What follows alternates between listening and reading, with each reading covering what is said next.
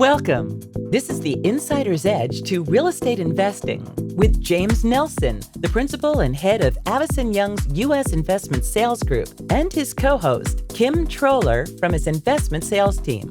In this program, you'll learn game-changing strategies to outperform the market. James will teach you how to source, execute, and capitalize on the best real estate opportunities in New York and around the world. Now, here are your hosts. Welcome back to our new season of the Insider's Edge to Real Estate Investing. I am your co-host, James Nelson, head of U.S. Investment Sales here at Avison Young, along with Kim Troller, my new co-host. And this is episode number 227. This is the second episode, though, in the new season. And today we are joined by Steve DeNardo and talking about smart funding. You'll learn about spotting small to mid-size opportunities, aligning with sponsors in this conversation. Steve is president and CEO of River Oak Investment Corp. The firm pursues opportunistic and value-add asset purchases and operational opportunities on behalf of a diverse set of investors, ranging from institutions to individuals. You'll learn about raising fund versus deal-by-deal capital and how trust is built through transparent reporting and consistent distributions. Steve shares lessons learned from investing in student housing, along with expanding from equity to high-yield debt as banks pulled back after COVID. You know, on a personal note, Steve, and I'll say this shortly again, is a friend, a partner of mine, as well as a mentor. So originally, when I was at Massey Knackle, about 10 years into my brokerage career, I brought the opportunity to our founders, Bob Knackle, Paul Massey, saying we should begin a real estate fund. I want to go invest in these opportunities. We see all of our clients doing these amazing things. How do we get involved with it? But we didn't know about actually running a fund. And so as I started looking around, River Oak became a very clear choice. They were in the space. They understood this segment of the market and how to go about it. And it was our experience with Steve and Derek Aiken at the time, who was the CIO, did incredible things for the business because they just, first of all, wonderful people. And they really taught us the business and how to partner with a sponsor, how to structure deals. And no doubt a lot of the output, the book, The Insider's Edge to Real Estate Investing, came from what I learned from Steve. So I'm really excited today to share this experience. And Kim, hopefully you got some of that same feeling from the discussion. Yeah, that's amazing, James, and absolutely. Wonderful. So we're going to have a quick break from our sponsor, but before we do, you can always go to jamesnelson.com. We built this site for you. That's where you can find the show notes for the episode. That's also where you can find how to connect with Steve. We're going to have a brief word from our sponsor, and we'll get right into that discussion with Steve DeNardo. Avison Young's United States investment sales platform executes on multifamily office, retail, development, and specialty asset transactions across top U.S. markets. As experienced leaders in the industry, our integrated national team is here to help you make informed investment decisions, whether advising on your current holdings or identifying new opportunities nationwide. Our one unified platform is built on unparalleled collaboration and connectivity across 120 full-service offices around the world, giving clients direct access to the deepest pools of capital. We put our clients first, delivering tailor-made strategies to achieve superior results. All right, welcome everyone to the Insider's Edge to Real Estate Investing. This is your co-host, James Nelson. I am head of U.S. Investment Sales. And Morning, everyone. I'm Kim Troller. Happy to be here. Welcome. Wonderful. And with us today, we have my good friend, mentor, partner, Steve DeNardo, who is president and CEO of River Oak Investment Corp. Steve, welcome, and thank you so much for coming on the show. Thank you, James. Thank you, Kim. Nice to see you. Wonderful. So, Steve, I know we go back at least 15 years, maybe 20 years, as we are partners in River Oak NYC 1 and 2, and we're going to talk a little bit more about those funds. But I think for our audience, it might be helpful for you just to give a little background on River Oak, because there's the platform, there's a couple different things that you do. So maybe just give us a sense of your activities. Sure. So River Oak started in 1999. It was an outgrowth of my time at ING, actually, where I was head of asset management for ING Realty Partners. And I saw a lot of the smaller deals getting thrown into the trash. And I started wondering who was financing those deals, and did a little homework. I couldn't find any really organized capital that was financing those deals. So I decided to start River Oak to be able to do that. And so we started in 1999, started very, very small and have grown over the years. Initially starting with equity deals, mostly on the East Coast, mostly concentrated between Boston and Washington, D.C. But we did spread out a little bit. We had an account with a Middle Eastern group where we did medical office buildings across the country. We have a student housing fund. And as you mentioned earlier, James, with you, Bob Nackel, and Paul Massey, we did 2 New York City funds. More recently, we've branched out and doing high yield debt. And some of that was initiated by just the change in the debt markets. A lot of the banks had pulled back after COVID and the increase of interest rates. And we decided that there was room for us, especially again in the smaller deals where we're not competing with the really large funds. And that's been quite successful. We've done 8 deals so far. Fortunately, been able to make a quarterly distribution every quarter since we started. And so far, since I haven't had any complaints, I think the investors are pretty happy. So Steve, what characteristics would you say define a River Oak deal in terms of basis, business plan, sponsor alignment? Yeah, that's a good question. Let's start with sponsor alignment. It's always been important to us that we are dealing with somebody that has experience in either the marketplace or in the product type. We're not, and maybe almost as important is what their business plan is for the property. So we dig deep into that because, as an example, if somebody came to us and said, well, we want to do this condo conversion, but if it doesn't work, we could do rental and all this other stuff. And we always say to them, look, decide which way you want to go, because that's what we're going to underwrite is what is your business plan? And when you figure that out, come back to us.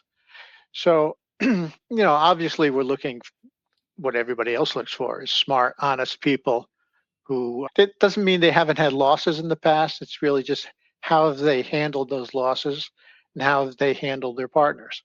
And so, we dig deep into a person's background or the sponsor's background. In terms of properties, what we're looking for, we trade in a band that's generally below $50 million in total capitalization. Most of that, again, is to avoid competing with the big guys. Right. For the big guys, it's tough to do smaller deals because it takes the same amount of effort, and they have a lot more overhead than we have.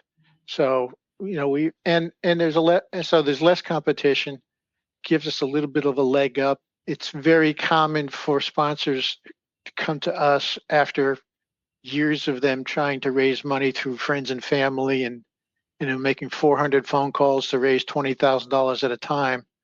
One phone call to us, and usually we can fill the capital stack with one phone call if we like the deal. Mm-hmm. So that's generally been the business plan, and that's both in equity and in debt. We've tried to stay below the radar screen of the big guys. Mm-hmm. Yeah, and that's definitely that segment of the market. I know my early days in brokerage and Massey Nackel and all those sales that we saw. I mean, it was really the perfect partnership when we connected, because we saw these great opportunities in these small to mid-sized deals, right, which is where the volume was happening. And I might have the statistics because I know we tracked this when we launched the funds initially, but I think if I'm not mistaken, 90% of the transactions are below $50 million, and yet 90% of the organized capital is focused at 50 million plus. That's correct. Right? So that was really the idea, is how do we institutionalize this? How do we, and I know the purpose of MKRO, Massey Nackel River Oak, New York City 1 and 2 was we wanted to write those equity checks of $2 to $7 million, which can actually be a lot tougher to find, than the $20 million check. That's right. But Steve, just to back up a little bit, just so our audience understands, I mean, clearly you've played up and down the capital stack, equity, debt, but you always have a partner. So is this kind of a typical, maybe talk about what a capital stack would look like, and we can use, a River Oak NYC deal as an example. But, if you have a $20 million deal, right? Total capitalization. Maybe just break that down on, how much, that sponsor is going to have to find financing, and then talk about how the equity is sourced. Sure. So first of all, it's important to remember that our fund is totally discretionary. So that gives us a leg up in terms of making decisions. But if you take I'm going to make it a $10 million deal just to make the math easier. So the sponsor might put up 20%, call it $2 million. A lender may be at 60% loan to value. So they're putting up another, call it $6 million. And then that leaves a 20% gap in the capital stack. And that's usually where we came in. So we got known in the marketplace as a place to go when you had this gap. And in fact, we called it gap equity financing to fill that gap so the deal could get done.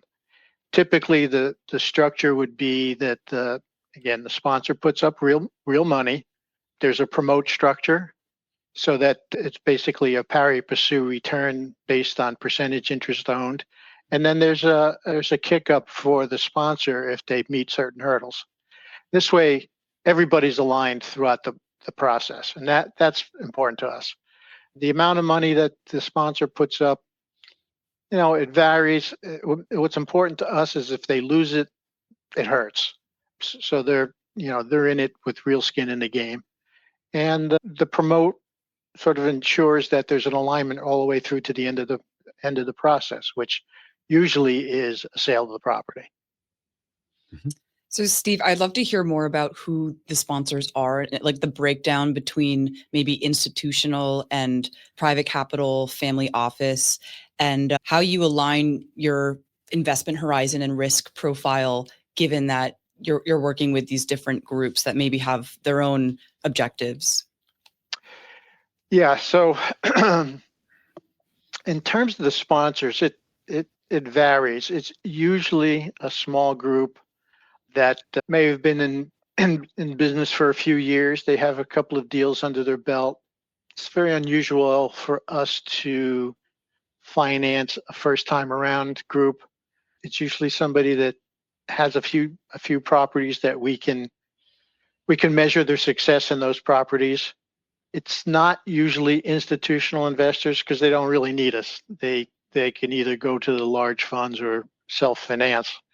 Family offices also not so much on the sponsor side, but they've been on the investor side with us. So our funds do include high net worth individuals and some family offices. And there's many names that you would recognize amongst the investors.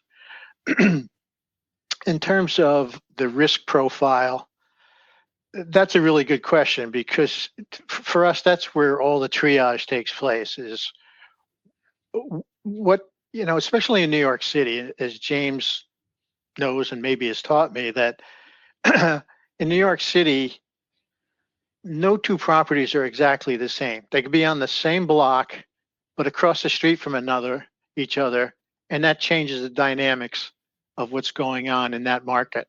And so it really takes, and one of the reasons we liked teaming up with Massey Knakal at the time is that Massey Knakal was real experts, especially in the boroughs, of understanding those small nuances in the marketplace. So that was number one. Number two was what we thought of the business plan. And number three was the sponsor themselves in terms of our belief in their ability to actually execute. We've been very fortunate over the 26 years is that I can't really think of many instances where the sponsor couldn't execute. There may be one or two things out of their control, like the Great Recession in 2008 and 2009. That's totally out of everybody's control, or COVID, totally out of everybody's control. But in terms of the things they can control, we've been very fortunate that sponsors have been able to basically commit to their business plan and get it done. Doesn't always mean we made a lot of money, but in most instances we came out ahead. To go back to your point on really being a specialist in a market and living and breathing it and knowing what side of the street might maybe affect the dynamic of an asset. I know that's something that James touched on in his book as well, The Insider's Edge. So I see that your portfolio spans the Eastern Seaboard, and Tampa makes up a large portion of your portfolio value. What sort of drives your market selection and geographic allocation when you're making an investment? Yeah, I think it's more opportunistic than having a subjective business plan, Mm-hmm. especially on the debt side, because on the debt side, deals are finding us more than we're finding deals, especially during this period where a lot of the banks who say they're in the business, but they're really not. They're not lending unless it's, a ball straight down the middle of the fairway. So a lot of thanks to my partner on the lending side, we have a pretty strong pipeline of existing mortgage brokers and direct pipelines into developers. So it's been opportunistic, though once the deal is presented to us, then we still go through the normal triage process. What do we know about that market? What can we learn about that market? And on the debt side, what we add to the triage is understanding what's going to take us out of the deal. Because these deals are structured really as contractual deals. We know what they're going to pay us on a quarterly basis. We know when the maturity date is. What's important about the maturity date is what happens at the maturity date. What's going to take us out? So we're not only underwriting the beginning of the deal, we're also underwriting the end of the deal. Wonderful. So, Steve, I think this question will be helpful to everyone listening, regardless of what role they play in the transaction, whether they're the sponsor out there looking for equity, whether the borrower looking for debt, whether they are a passive investor who's looking to make an LP investment. And that is really understanding what makes for a great sponsor, right? And also talking about, from your shoes, how do you qualify them? Because I think what you said earlier was it doesn't mean that someone has never done a bad deal. If you've been doing this long enough, you're going to have challenges, right? But how do you really get comfort, that the sponsor is going to be doing right by the project, has the expertise? But I'm talking more about, are they going to make for a great partner, right? So would love for you to comment on that. Well, there's two sides to that. There's the objective side and the subjective side. So let's talk about the objective side first. So we look into their background. In many cases, we'll hire, a firm like Kroll to do a background check. Number two, we'll look into their history in terms of what their professional background is, how long they've been in the business, so on. And then we'll do a financial analysis of their personal financial statements. So that's all the objective stuff, which I think everybody should do. The subjective part obviously is a lot harder, and that really takes a lot of face-to-face time with the sponsor, understanding them, how they think, how they came up with the business plan, how they found the property, what attracted them to the property, what makes this different than something else that they either have done or that's different in the marketplace. And what is their thought process around all of that? And that it really takes just a lot of conversation. It's the it's the equivalent of like finding a doctor or a dentist. How do you get comfortable with what that sponsor can do and what their thought process is? And what about, sorry, just to follow up on that, with references? I mean, if you're looking to make a loan to someone, do you want to speak to their other lenders? And if so, is that helpful? Yeah, at times, some of it depends on what the project is, how much risk we see in the project. Right now, because bank lenders are probably down around 60% loan to value, we could put in a high yield piece and not be above 75% LTV. And so we may not care what other lenders have thought. And truthfully, a lot of lenders won't tell you. I don't know if it's because of privacy reasons or whatever. So we make our own determination on what we feel the honesty and capabilities of the sponsor are. We will talk to other people they've done business with, not necessarily lenders, but other equity partners. They're a little bit more forthcoming with what they can say about the sponsor. So financial statements, background check, track record, references aside, what role do relationships play in determining your next business partner? It depends. We do love having repeat business with a sponsor because now we have the actual firsthand experience, and that's always important.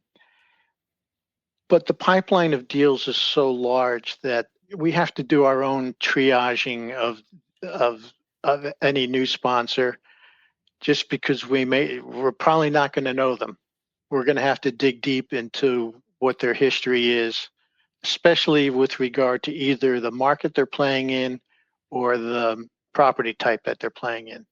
So let's say we had somebody who did 6 deals in Denver, and now all of a sudden they want to go to Phoenix.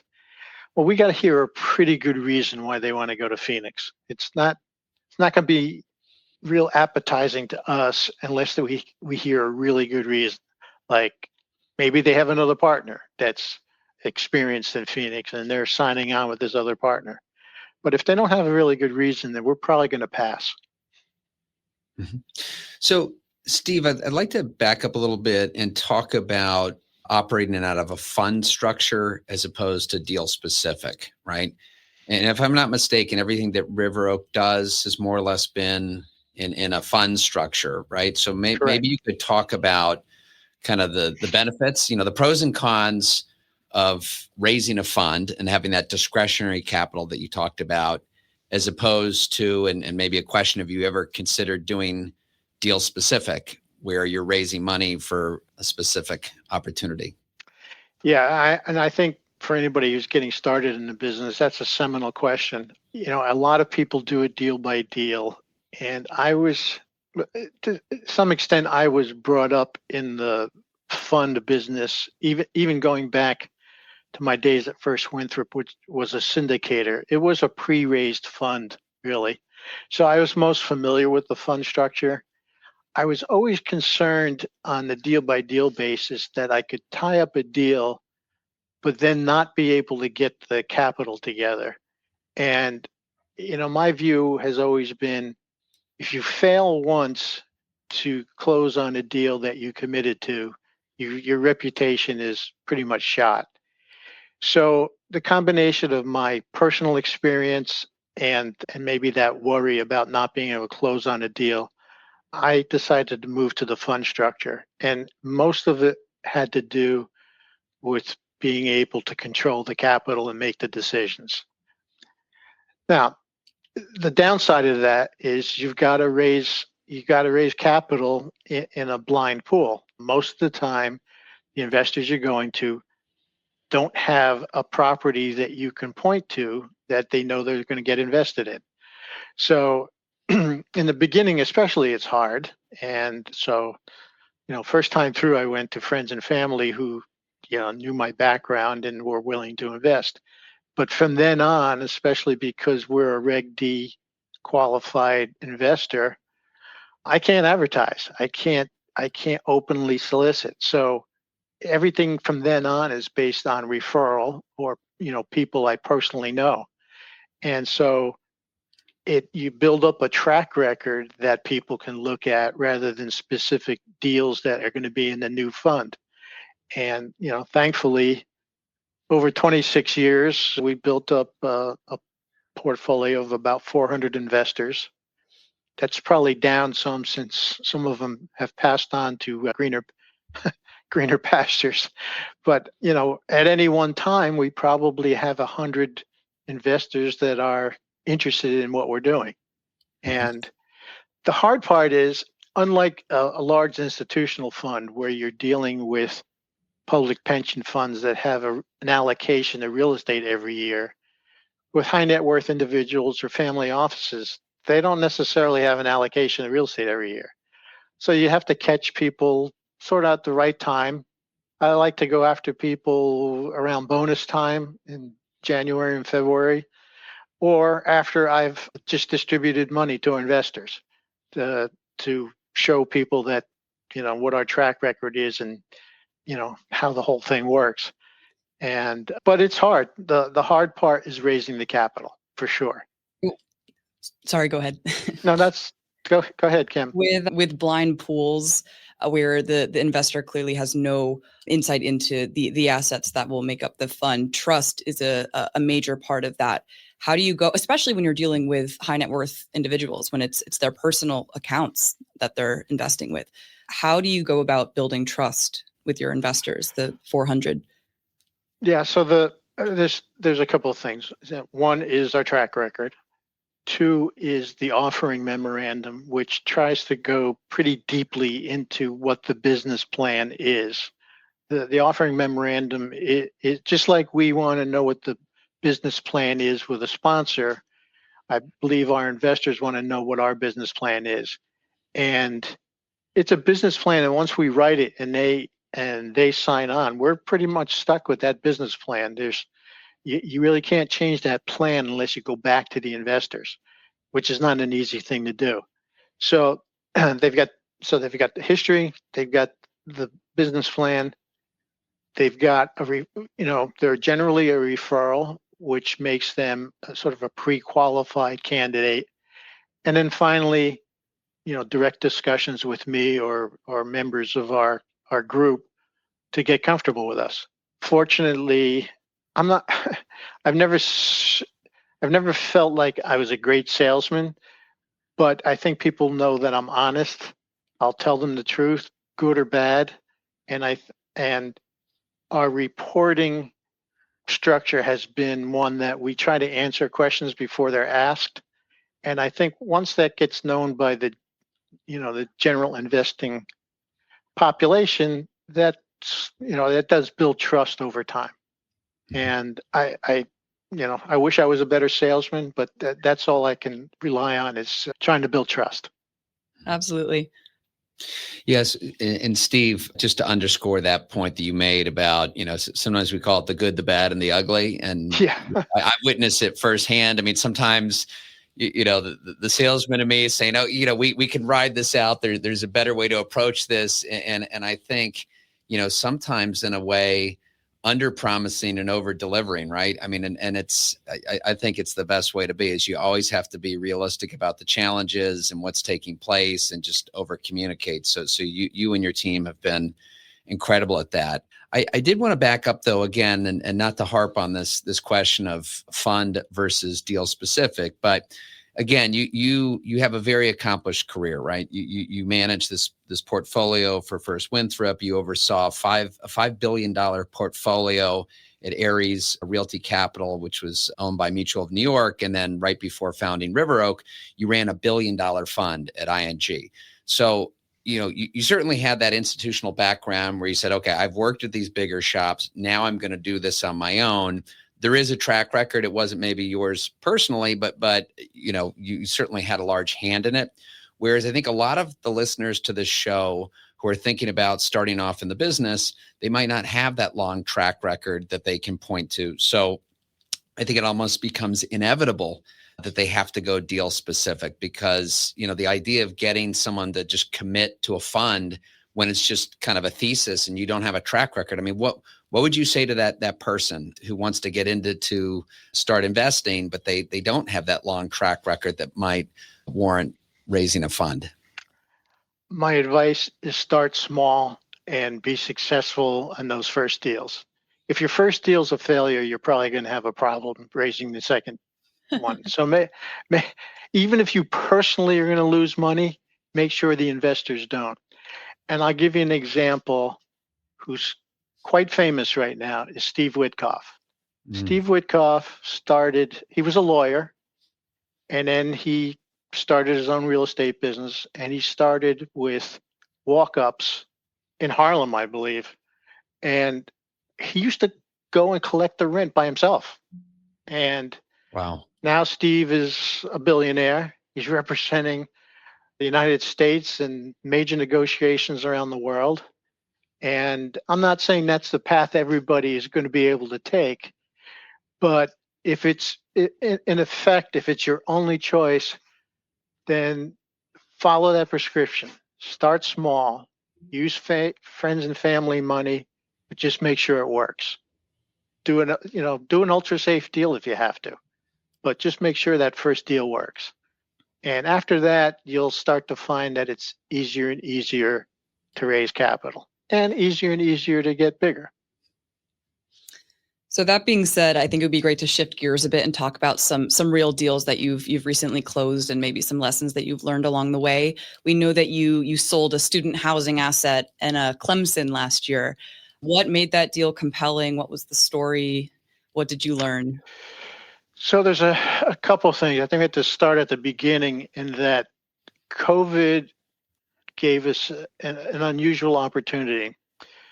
And when I say that, is that COVID, the institutional investors tend to, whether they know it or not, they tend to operate as a flock. And when COVID happened, they all pulled back. And there's what's known in the student housing business as Power 5, or now I think it's actually Power 4 schools.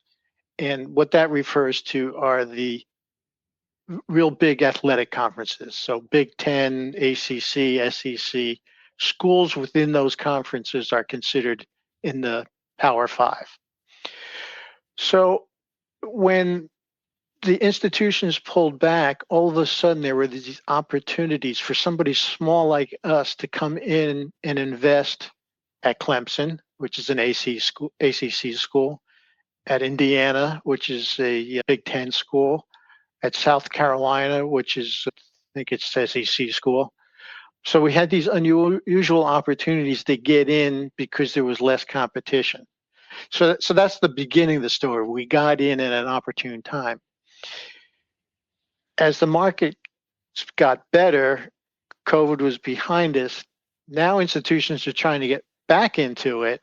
And so we now have a property like Clemson, which is a Power 5 school, which had an increasing enrollment. It's got a good reputation, good football team, so everybody knows who they are. And it gave us the opportunity to put it on the market for sale. And we did pretty well. It was a 17% return. I don't think anybody complains about that. But the current market is still making it difficult to sell right now. So we're looking to refinance a few of the properties, stay in them for, wait it out till the markets get better. Mm-hmm. I'd love to dig a little bit more into student housing. I don't think we've actually talked a lot about student housing on this show. So, how much would you compare it to, say, multifamily investing? How much are you looking at, clearly the demand drivers, which is, the size of the school, but I'm sure you're looking at what's the existing dorm supply, maybe that the university's offering on campus, what's happening off campus, what's being built. I mean, it's probably not all too dissimilar with how you might look at a multifamily development, but yeah, what differences are there, and how do you get comfortable with what makes for a good student housing investment? So yeah, there are differences. First of all, as an asset class, student housing has only been around, really maybe from 2008 to 2009, something like that, where purpose-built student housing became more common.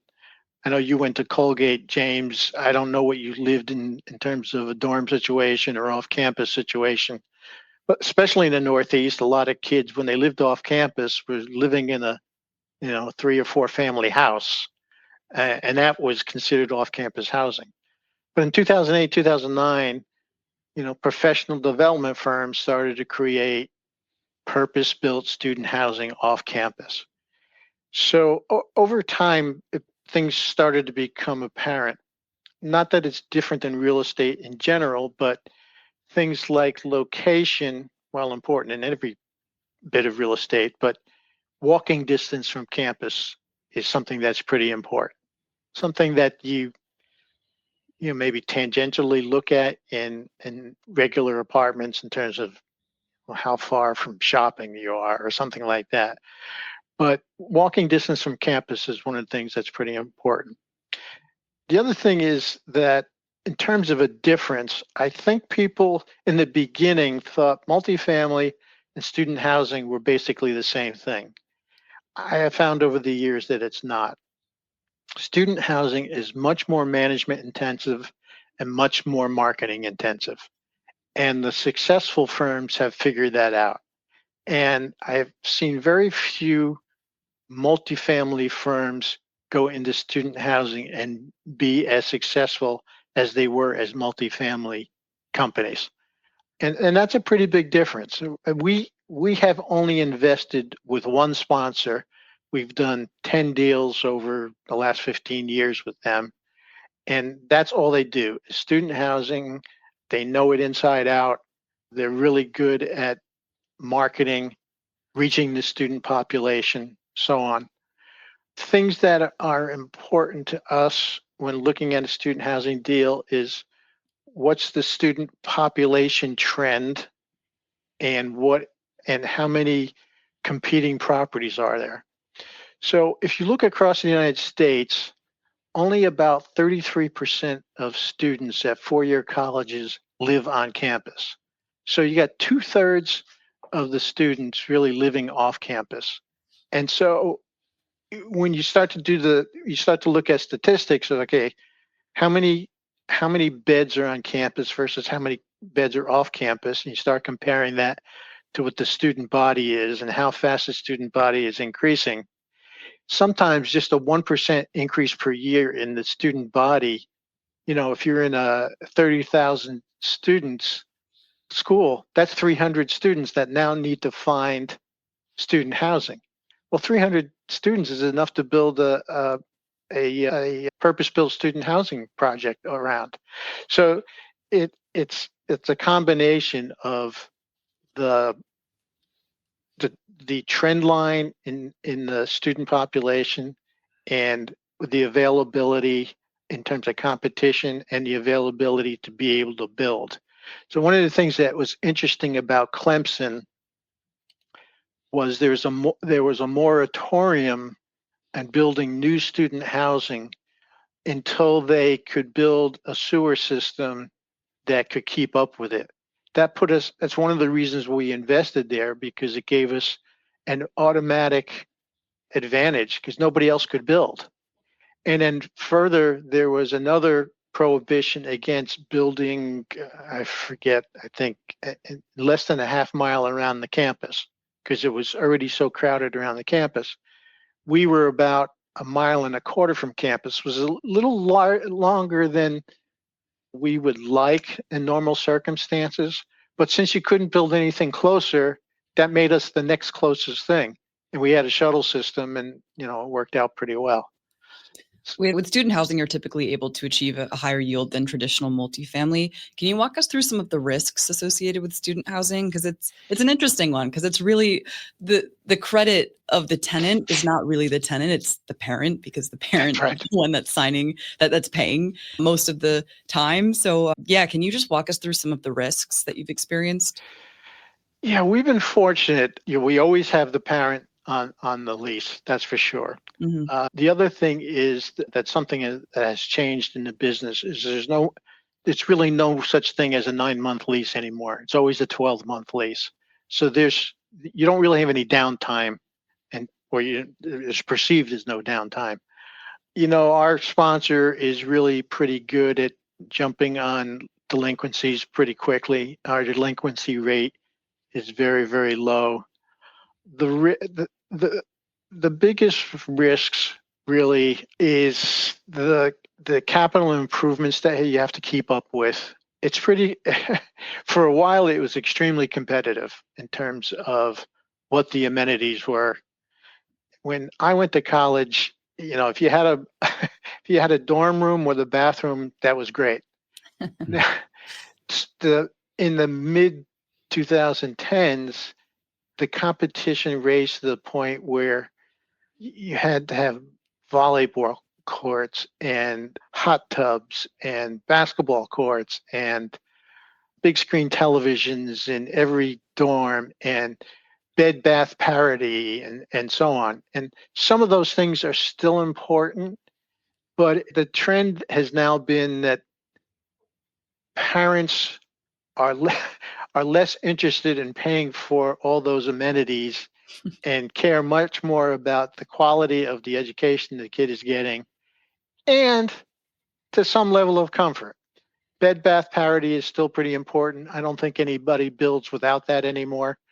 And so, in the 2010s, that the capital improvement side was always a risk, whether it was worth building or not. So like we had a property in Pennsylvania, it was in Western Pennsylvania. Now I'm forgetting the name of the school, a senior moment, but our sponsor wanted to put in a pool.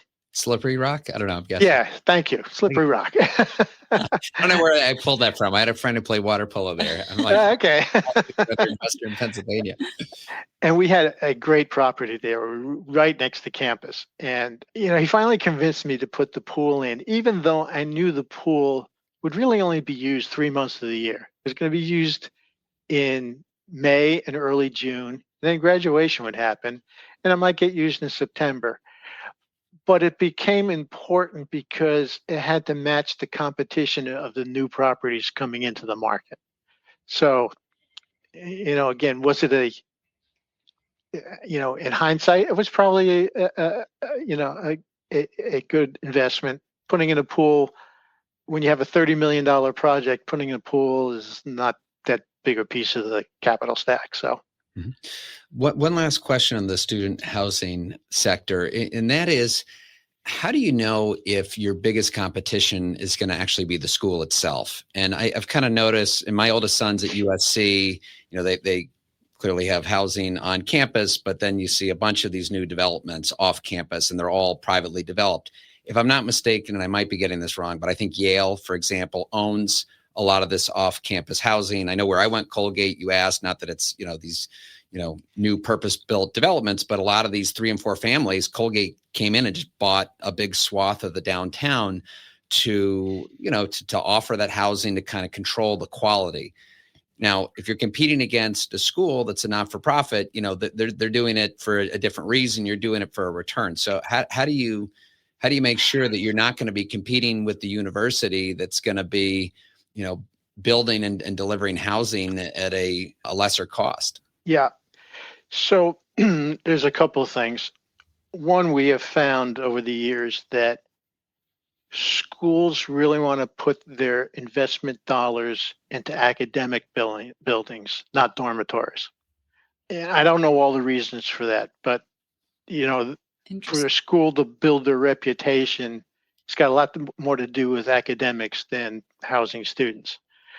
Number two, the cost differential isn't as much as you think, partially because the school wants to use their money for academic buildings. The ones that have the available land to build student housing have usually partnered with a private developer. So while the land is being contributed, the cost of building is still there. Number three, even with building on campus, which is not happening all that much, they still can't house all their students. And then finally, your example of Colgate, and it happens at Columbia and Penn, most of the Northeast schools, it's not easy to build purpose-built housing at those schools because land costs are so great and the land availability is so small. So what the schools have done instead is buy up properties around the school so they can control the quality of what's happening. My son went to Penn, and in the 4 years he was there, the Penn bought a tremendous amount of property around the school. And the trend, I think, first started with Columbia. Columbia owns so much around Morningside Heights now that it's a major real estate player. Steve, I also went to Penn, and I can attest to that. I lived in the off-campus housing for 3 years. It's true. Yeah, and Penn is a special situation too because you have Drexel and Temple right there, and so it's actually hard to tell where one campus ends and the other campus starts. And in fact, you have some properties that house students from more than one school. Right. So so go ahead. I'm just going to pivot a little bit. The story with the amenities and the capital improvements that you were describing with student housing clearly sounds a lot like the office narrative today. What is your outlook on office? What's your allocation like towards office right now? Well, we have basically zero allocation to office, and some of that had to do with COVID, and some of it has to do with the fact that in my view, the only office properties that are doing well are the brand new ones. When you look at what Brookfield has done and other major developers in New York City, it's the stuff in Manhattan West, the stuff at One Vanderbilt, so on, that it's getting all the attention. Now, I'm hearing, and maybe James and Kim, you can attest to this, it's starting to trickle down a little bit as those properties have filled up. Yeah. But I think One Vanderbilt, if I'm correct, the last lease they signed towards the top of the building was $300 a square foot. I mean, that's to me, it's amazing. I don't know who can pay for that, but somebody's paying for that. And I know at Manhattan West, Brookfield signed a law firm at about $200 a foot. So if you're wondering why your legal bills are going up, here's your reason. Yeah. And I think, the retrofit, like you take the buildings on 6th Avenue, many of which were probably built in the 60s and had, before COVID had been pretty full. After COVID, they're all struggling. And the retrofitting of those properties to compete with these new properties is enormous. So, I'm not sure that 6th Avenue can convert so easily to residential, but you can see why more and more developers are looking at residential as a possible conversion. So for our perspective, commercial office isn't on the radar right now, unless on the lending side, something really special came up. But in the 4 years that we've been doing this, there's not been anything that special yet. Well, Steve, seeing how over the course of your career you've invested in all different asset classes and really up and down the East Coast and beyond, you obviously have a knack for finding, where the opportunities are and with timing. So we really appreciate your sharing your story. Just one parting question before we wrap. So we have a lot of listeners right now. Some might be in school, some might be brokers looking to go to the principal side. Seeing how you've been involved, again, pretty much in every role up and down the capital stack. If someone said, look, Steve, I'm ready to get into the business. I want to, let's say, go work for a larger shop, and I want to really learn how to source opportunities, how to operate them. Is there a preference, or do you have any advice on where do you go work for, the ownership side? Are there advantages to go working for equity shops, debt shops? And any advice there on where someone might want to begin their principal career? Let me set a preamble in that I think real estate is one of the greatest industries that you can be involved in. I sort of lucked into it. It wasn't like I grew up saying I wanted to be in real estate. I sort of stumbled into it. But what other business is there where you can combine finance, marketing, mathematics, management, and so on in one pot and get to experience it all? So I feel very fortunate that I've been involved in real estate. There's never been a dull day in my career. So that's number one. Number two, if I had a preference, in how to learn the business, I would suggest people do one of two things. First, probably number one on my list would be a job in leasing, a special commercial office leasing. Because that's how, in a way, that's how I started. My first job in the real estate business was running the Chrysler Building Properties. Wow. So that was 2 million square feet, 1 square block in New York City. Most of the job was leasing.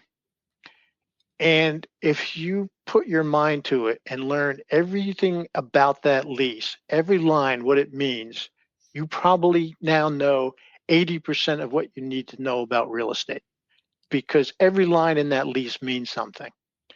So to me, that gave me a real leg up in terms of really just understanding the business, but also understanding mechanical systems, understanding how rent inclusions work and rent escalations work, how to market a property, so on.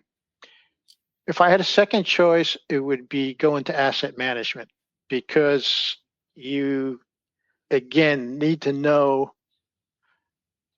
everything about the property, and both the good and the bad and what can happen.